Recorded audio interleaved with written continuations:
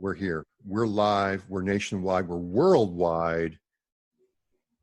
It's Travis Partington, a.k.a. P-Dog, with Oscar Mike Radio, on the move, on mission for our military and veterans, number 194. A lot of firsts tonight, a lot of good stuff going on tonight. I'm happy to be here.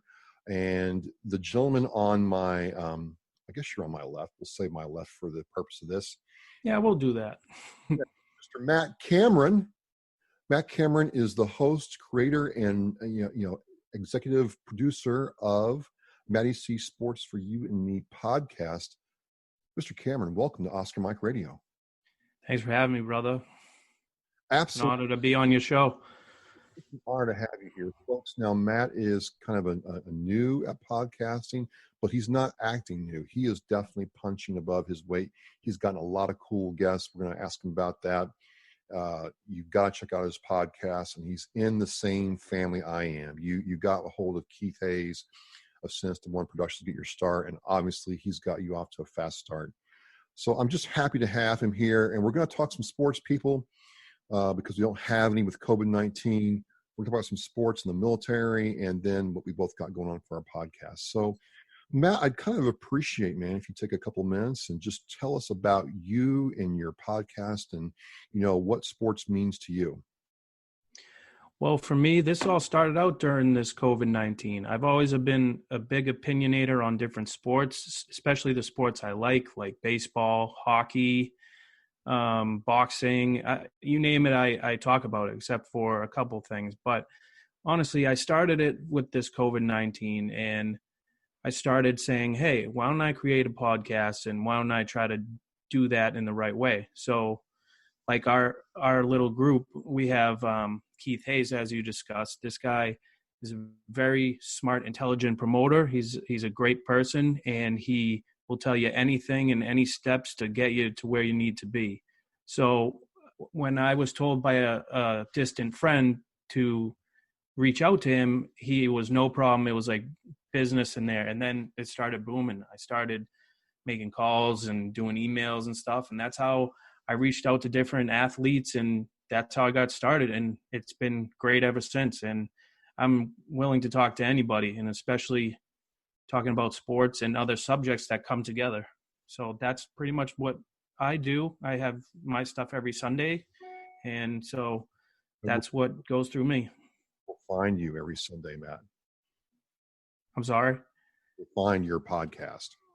So I'm on pretty much every major streaming. I'm on Spotify. I'm on Apple. I'm on Anchor FM. I'm reaching out to all that stuff. And I have a Facebook page. It's pretty much the name, Mattie C Sports for You and Me. You can find out any information. Sometimes I have contests, and that's the easiest way to find me. I'll have all the links to Mattie C's Sports for You and Me podcast in the description for the video and for the podcast on the OscarMikeRadio.com website. So now, before we get into the meat of the matter, which is sports in the military, ladies and gentlemen, you'll notice that I have a hat on. You'll notice that Mattie has a hat on. And here's the thing, Matt. You are born and bred in Massachusetts. Is that not correct? That is correct. Now, folks, I was not. I came from around the way. I've lived in the Midwest, the South, where I fell in love with a lot of things, and then out west, and then here. So moving down south where I moved, I'm an LSU fan, and LSU plays Alabama. It's kind of like the Pats and the Jets, or the Bruins and the Canadiens. It's that kind of hatred. What are the chances that the one guest I have to talk about sports, born and bred in Massachusetts, is not only, he doesn't like the Saints, he's not really a Blackhawks or Predators fan, he's a Bama fan. Now, Matt, before we get into the meat of the matter, you got to tell me what this is, because, dude, this is hard to see. You even got the red shirt on with the Bama colors. Come on, explain this. Well, I'll be happy to say that actually this shirt actually is from a brewing company in Weymouth called Article 15 Brewing Company out of Weymouth, Massachusetts. And what they do is they donate a certain amount of their money towards veterans and military. And this color red is, there's an American flag on the back that says red, and it's remember veterans and military and employed and I meant deployed. I'm sorry. Remember?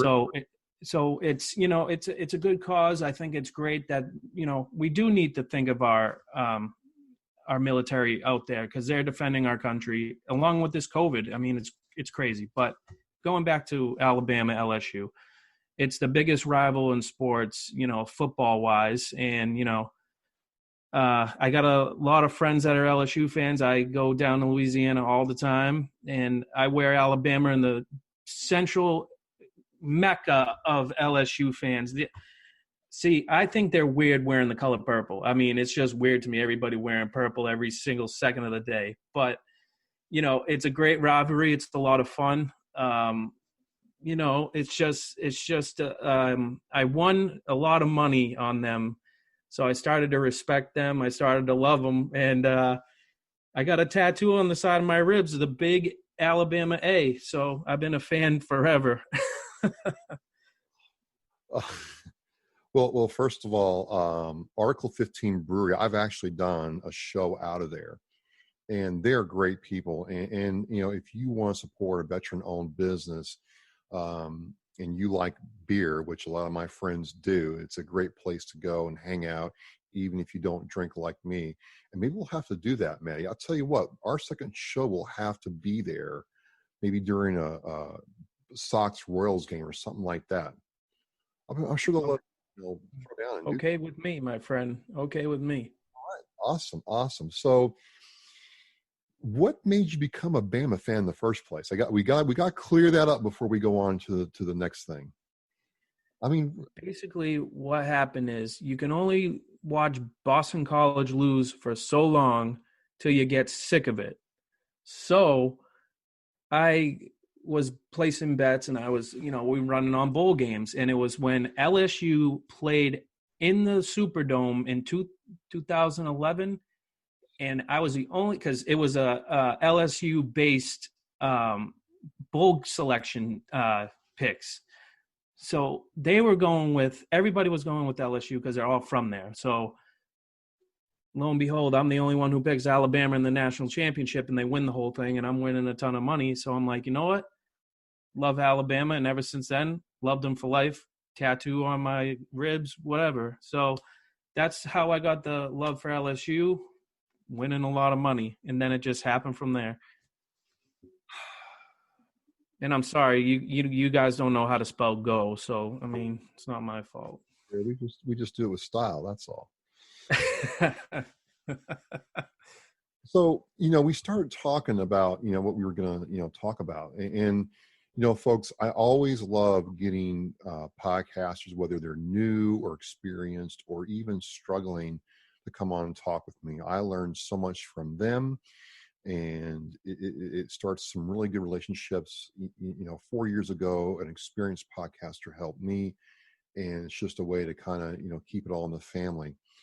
But I think something you said earlier kind of really stuck out to me, is that sports connects us, right? I mean, there's something about that, and I kind of want your take on guys in the military who served and performed at a high level in professional sports. I mean, is that something that we see a lot now, or has there been people in the past that have done that? I think it's a little bit more ramped up now. It's very unheard of for certain military members that join professionally after college and stuff like that. We don't really hear that unless, it's like a little excerpt in Facebook or something. But I think it should be more produced, that these guys are making these guys known for what their action in the military, what they've done. I mean, we can talk about the past with, one of the best baseball players ever, with Ted Williams serving in World War II in a fighter jet, and in that era, a lot of these guys would come from playing baseball and said, you know what, I need to serve my country first. That's who I am. That's the American spirit. And I feel like they had a lot more pride of, being more about how sports doesn't matter right now. Our country matters first. Yeah. And this is coming, like I said, Ted Williams, one of the greatest baseball players in Major League history, and having one of the best batting averages of any player. And this is from a guy who took time from baseball to join a war and still had that unbelievable average, and just a great guy. Speaking of Ted Williams, the famous Boston Red Sox player, do you feel that any pro baseball player now would walk away from the game in the height, because Ted did it when he was in his prime earning years, in prime, like peak of his youth. I'm going to put my career on hold, go serve my country, and try to come back. Do you think that would happen now to any degree, or is it just such a machine now that you can't break away from the game at all? That's a good question. I do think that some players can break away, but I feel like it's the young players. I don't think it's the veteran players. Now, you consider Ted Williams a veteran player and a great player. I don't think, I can't even use an example, but most people know the superstars of baseball, and it's just they wouldn't do that. They feel like they're too important. Say A-Rod, for example, that's a famous one. Wouldn't say I'm gonna put my career on hold and go work for $1,000 a month for my country. He just wouldn't do that. No, you wouldn't. Absolutely not. Maybe that's why, for me, it's a big thing for me as a hockey podcasting part of my show is a lot of those players do serve in the military, and a lot of them, American born, will start off that way, and they'll come back into playing hockey, because it's not as big a major salary as a Major League Baseball player. And I'm not saying different sports don't do that. I've seen a lot of NFL players do it, especially in one of the linemen for the Pittsburgh Steelers, that, he was the only one who didn't kneel and go back into the locker room, and he held that American flag high. And there's nothing but respect for that. I love the patriotism like that, because that flag is sacred in this country. Yeah, that's a tough time, especially with everything going on in Minnesota. We're reminded of that, and we'll get into hockey here in a second. But one of the things I've been struggling with is the whole thing where the kneeling happened, and it really forced me to say, you know what, I'm going to step away from following the NFL, because I just, you want to protest. I got no problem doing that. I serve my country, but you don't do that. And you don't sit there and ask for my money and then sit there and wipe it in my face when you play a game. And I kind of want to get your take on this is, a lot of the fellow veterans felt the same way. And now we're kind of being encouraged to come back. The NFL's made some changes. It's not as adversarial as it was. I mean, do you think that I should give the NFL a second look when this COVID-19 stuff kind of winds down?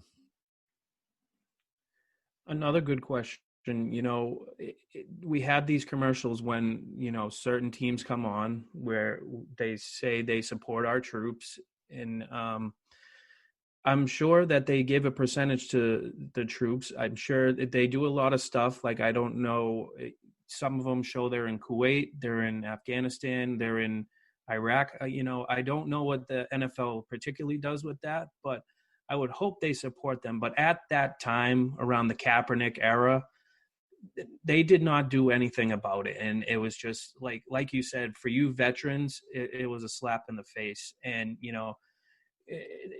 the national anthem is sacred to me. It's very sacred. And it gives me goosebumps when I go to a game and that is playing in front of me. And for, guys like that who kneel and like they say they support each other, it's not supporting our country. And the country is more important about political aspects. It's just not right. You gotta respect your country before a certain individual.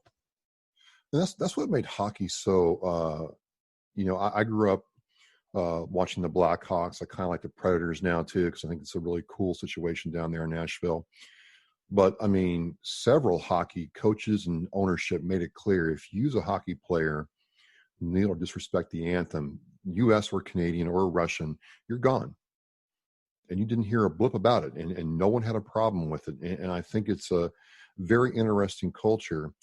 And just, on a different note a little bit, let me go on a tangent here. I didn't grow up in the New England area, and I moved in when the Sox still kind of stunk and the Patriots were still stinking it up a little bit before they started winning. And then the Bruins were in that old nasty, the old garden, right? But one thing, man, is for people out there don't understand, Bruins fans, Sox fans, Celtics fans, and Pats fans are very different animals. Yes, we are. Yeah, okay. So I'm not just making that up. I'm telling people, I'm like, look, a Bruins fan is not cut from the same cloth as a Pats fan, a true Bruins fan. So I'm just kind of curious. I mean, that's kind of what I've told people. They don't believe me. I mean, can you kind of, expand on that a little bit for me? All right. Well, let me tell you. So me as a Bruins fan, I went to Philadelphia. And when I went to Philadelphia, they are the craziest, most passionate fans for their city.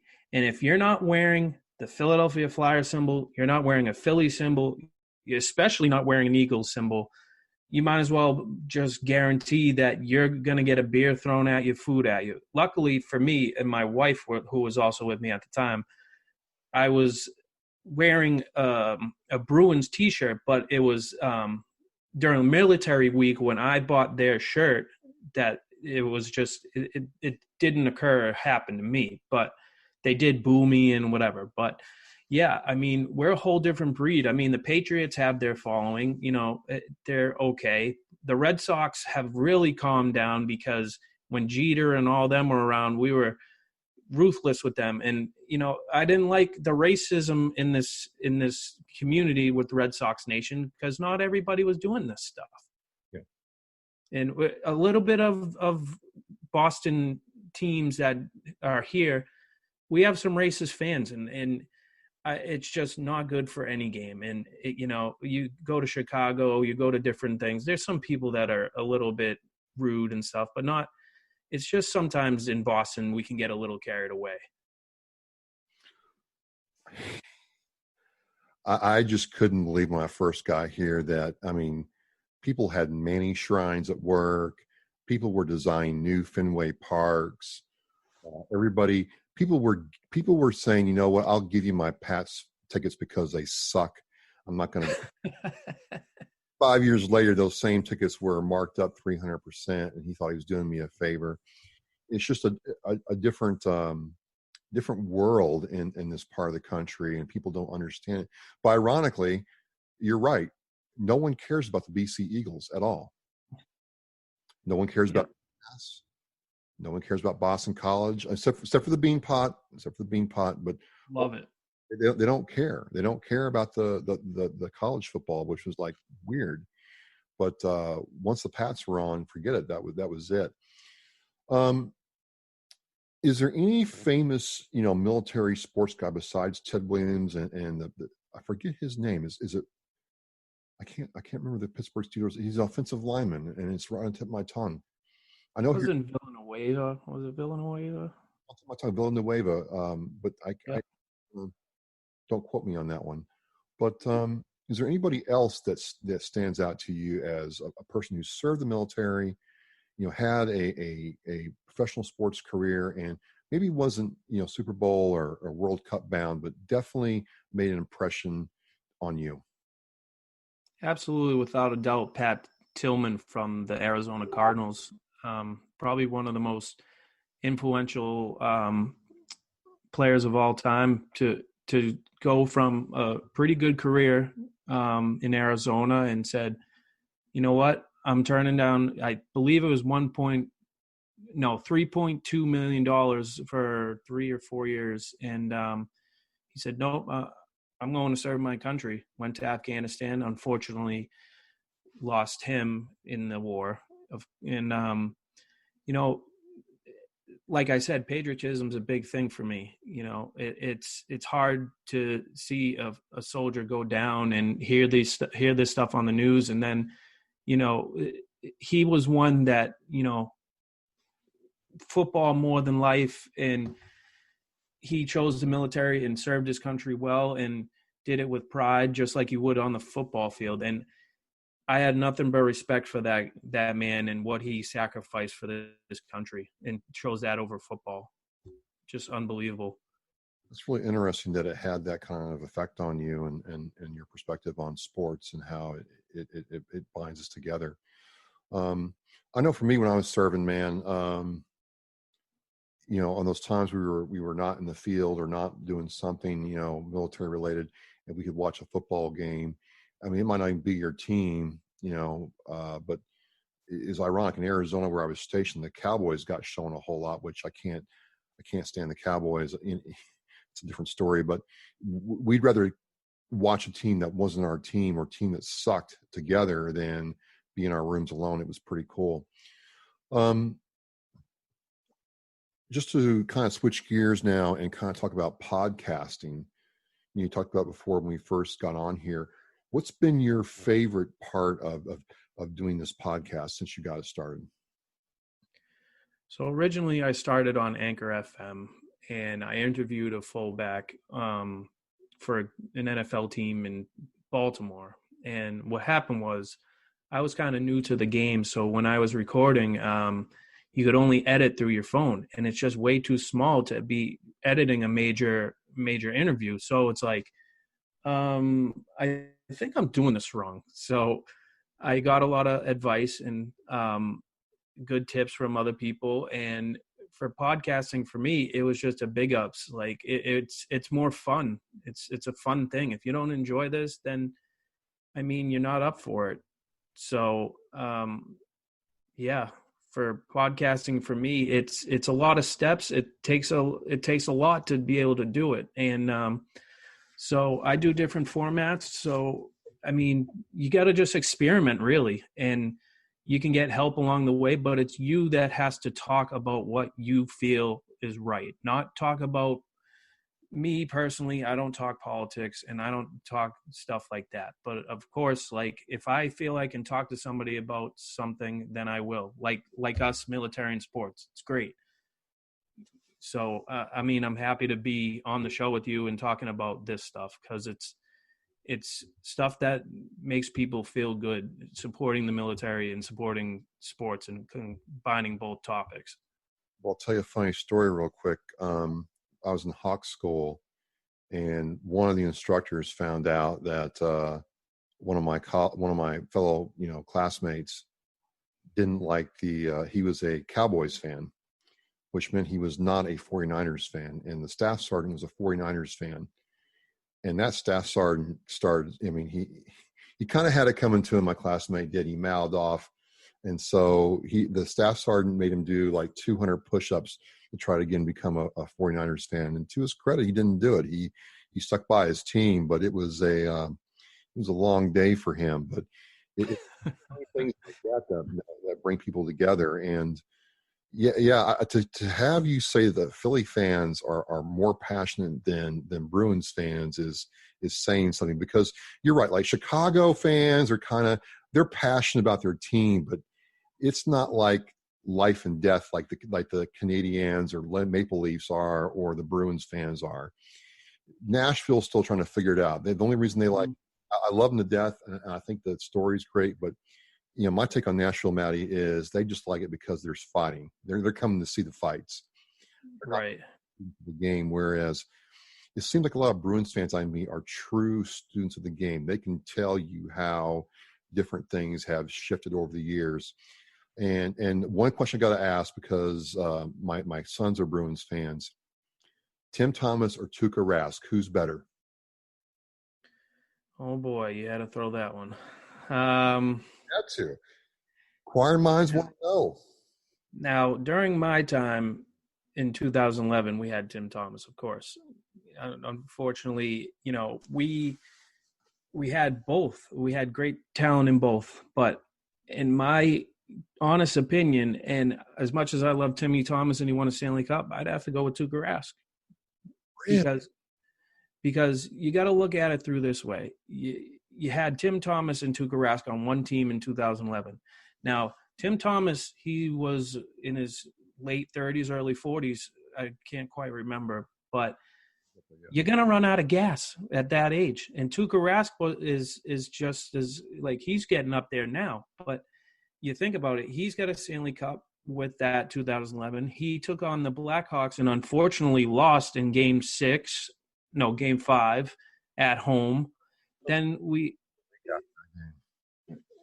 lost in last year. So it's like he's been to 3 Stanley Cups. I mean, Tim Thomas won, and then he just went to go fishing in Michigan. Well, my view, see, now it's fine. Now, just watching it as a hockey fan, it is, and people get all over Tuukka Rask, but I'm like, you can't put those losses on Tuukka. Yes, he's in the goaltender, and so the scope is on him. But I could point to, defensive problems. I mean, I think, and people yelled at me that Zdeno Chara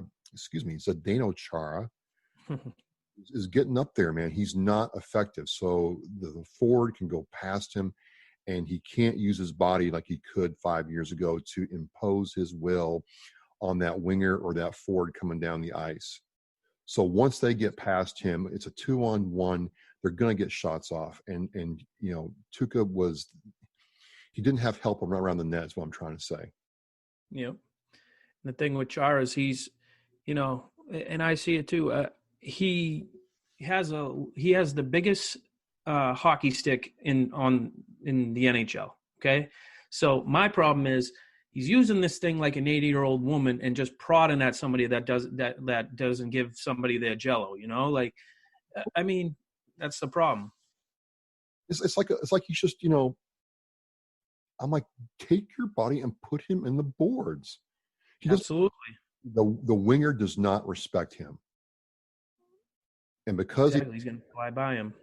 Take the other two on the other side of the ice and go through the neutral zone, get somebody on sides, and it's a 2-on-1 almost all the time.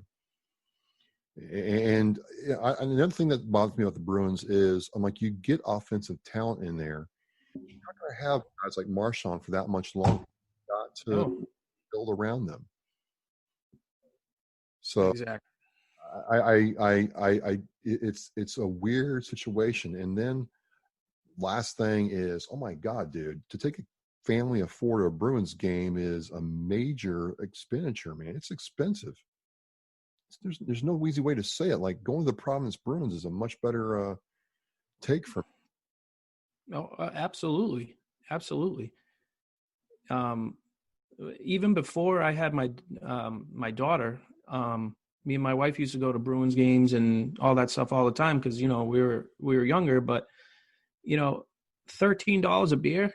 I mean, a hot dog is $8.50. I'm like, I can buy a pack for that. It's like the price gouging with stuff is just getting crazy. And I think because of this COVID, I honestly, in my opinion, you'll have $10 hot dogs and $25 beers. Who knows? I think owners are going to have to look in the. I think owners are going to have to look in the mirror and decide if they want fans or they want to squeeze fans for money. And I think what they're going to find is people's turn-ups are just wrung dry. There's no more money they can wring out of them right now. Maybe you ought to peel it back a little bit and work on a new fan base. So this is good stuff, man. I'm having a really great time, and kind of and I can't believe we're just blowing through this time. I'm having so much fun. One thing that I kind of want to get an idea of as a podcaster is what's next for Mattie C Sports for you and me. I mean, what do you got coming on next, the next month or two, or what are you thinking about? Well, for me, I think taking a break from trying to reach out to these big athletes is going to be a big thing. I'd like to do a little bit more podcast related things with different podcasters from different states. So like you said, podcasting should be a family. It's not a competition. It's more about joining together and doing whatever. Like it's not about the ratings and everything like everybody thinks. It's like for me, I was talking to certain people, and it's like, I can't send a friendly email saying, hey, like due to contractual issues or stuff like that, like I can't do this or whatever. And some people are hateful. This is supposed to be a fun thing, and if you don't like having fun, then you shouldn't be doing it. And I love it, and I'm just gonna move on and just keep having fun doing what like for me it's not really business, it's more fun for me, and I'm gonna keep doing it until I don't want to anymore, and I don't plan on leaving anytime soon. That's amazing, man. That's awesome. You're absolutely right. It is about having fun. I mean, it's a lot of work.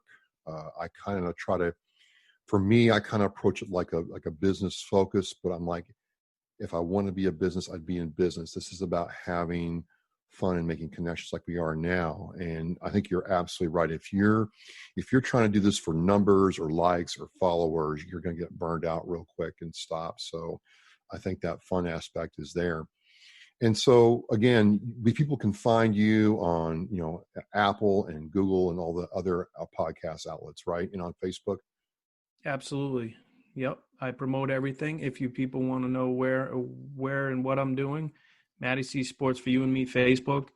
And again, Spotify, Apple Podcasts, and Anchor FM, any of those. And I'm going to branch out, of course, even more. I just have a little, as any other person who is working, I'm trying to go to work, and, just when I have the time, it'll branch out more. So I'll tell you what we'll do, Matt. We'll get with Jen and Leo at Article 15.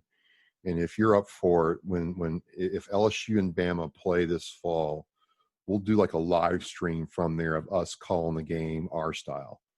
Absolutely. That'd be awesome, right? We had the TV in front of us, kind of like, when we're facing the TV, and we're there doing the game.